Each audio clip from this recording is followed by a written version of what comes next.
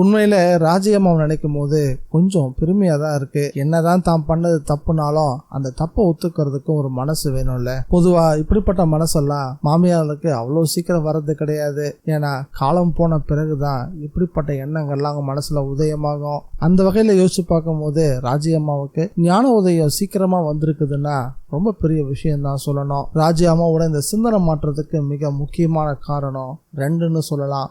ஒண்ணு, சூரியன் நடந்துகிட்ட விதம். என்னதான் தனக்கு பிடிக்கலனாலும் அம்மாவுக்காக தான் வாழ்க்கையை விட்டு கொடுக்க தயாராயிட்டாரு. இன்னொரு பக்கம் அக்ஷயா என்னதான் ராஜ்யத்துக்கு தன்னை பிடிக்கலன்னு சொன்னாலும் அவங்களுக்கு ஒரு ஆபத்து அப்படின்னு வரும்போது துடியா துடிச்சாங்களே. இந்த ரெண்டும் சேர்ந்துதான் அவங்க மனசுல மிகப்பெரிய மாற்றத்தை உருவாக்கி இருக்குன்னு சொல்லணும். கால் வழுக்கி அவங்க கிச்சன்ல விழுந்து கிடக்கும் போது அவங்களுக்கு மயக்கம். தன்னை சுத்தி நடக்கிற எல்லா விஷயமும் அவங்களுக்கு புரிஞ்சுது. மத்தவங்க பேசுறதும் அவங்க காதுல விழதான் செஞ்சுது. ராஜி அம்மா அப்படி விழுந்து கிடந்ததை பார்த்ததும் அக்ஷயா துடியா துடிச்சு போனாங்க.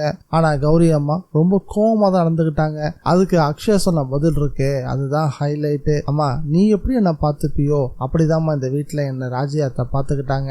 அவங்களுக்கு என்ன பிடிக்கலன்றதுக்காக நான் மருமக இல்லைன்னு ஆயிடாது அப்படின்னு அவங்க சூழ்நிலையை பார்த்து ரொம்ப வருத்தப்பட்டாங்க பாருங்க. அதுதான் கௌரி அம்மாவோட வளர்ப்புன்றது. அதுலயும் தன்னை ஆட்டோல கூட்டிட்டு போகும்போது அக்ஷயா எப்படி எல்லாம் அழுத தெரியுமா? அவ எந்த அளவுக்கு என் மேல பாசமும் மரியாதையும் வச்சிருக்கா. ஆனா அந்த பாசத்துக்கும் மரியாதைக்கும் நான் தகுதியானவளாவே இல்லை. எல்லாரும் மாதிரியும் ரொம்ப சாதாரணமா அவளுடைய பிரச்சனைய பார்த்தனே தவிர ஒரு அம்மாவா அவ பிரச்சனை நான் பார்க்கல, அதுக்காக நான் வேதனைப்படுறேன் அப்படின்னு சொல்லி சூர்யா கையெழுத்து போட்ட அந்த டிவோர்ஸ் பத்திரத்தை சுக்கு நுற கீழ்ச்செறிஞ்சிட்டாங்க.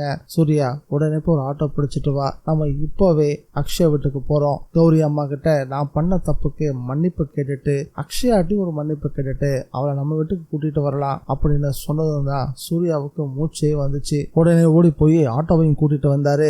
அம்மாவும் பையனுமா சேர்ந்து அக்ஷயோட வீட்டுக்குள்ளே நுழைஞ்சாங்க. திடீர்னு சம்பந்தியமா வீட்டுக்குள்ள நுழையறத பார்த்ததும் கௌரி அம்மாவோட முகம் கடுகடுன்னு மாற ஆரம்பிச்சுது. அவங்க கேட்ட எல்லாத்தையும் நம்ம பண்ணிட்டோம், மறுபடியும் எதுக்காக இங்க வராங்க அப்படின்ற மாதிரி ரொம்பவே கோவமா பார்க்க ஆரம்பிச்சாங்க. கௌரி அம்மா கிட்ட ராஜி அம்மாவை பேச ஆரம்பிச்சாங்க. சம்பந்தி, என்ன மன்னிச்சிருங்க, நான் அக்ஷயாவை புரிஞ்சுக்காம எவ்வளவு பெரிய முட்டாளா இருந்திருக்கேன்னு இப்பதான் எனக்கு புரியுது. நான் எவ்வளவுதான் அவன் மேல வெறுப்ப காட்டினாலும் உங்களோட வளர்ப்பு தப்பே ஆகல. என் மருமகளை தயவு செஞ்சு என் கூடயே அனுப்பி வச்சிருங்க அப்படின்னு ராஜி அம்மா கேட்டுக்கிட்டு இருந்த அதே நேரத்துலதான் நம்ம ஹீரோயின் இனியாவும் வீட்டுக்குள்ள நுழைஞ்சுக்கிட்டு இருந்தாங்க. ராஜி அம்மா கௌரி அம்மா கிட்ட சொன்ன விஷயம் இனியாவோட காதலையும் விழுந்துச்சு. அடுத்த நிமிஷமே அவங்க கண்கள்ல இருந்து ஆனந்த கண்ணீர் பெருக்கெடுக்கவும் ஆரம்பிச்சிருச்சு. ஆனா கௌரி அம்மா என்னால அக்ஷயாவை உங்க வீட்டுக்கு அனுப்ப முடியாது அப்படின்னு முகத்துல அடிக்கிற மாதிரி சொல்லுவோம். ராஜி அம்மாவுக்கும் சூர்யாவுக்கும் சப்போர்ட் பண்றதுக்காக இனியா வேக வேகமா உள்ள வந்தாங்க. வெண்ணெய் திரண்டு வரும்போது தாழியை உடைச்ச கதையால நீங்க பேசிக்கிட்டு இருக்கீங்க, அக்ஷயோட வாழ்க்கையில ஒரு நல்லது ஏற்படாதா அப்படின்னு நாங்கெல்லாம் தவியா தவிச்சுக்கிட்டு இருக்கோம். இப்போ ஆன்டியே மனசு மாறி அக்ஷயாவை தான் வீட்டுக்கு கூட்டிட்டு போறேன்னு சொல்றாங்க.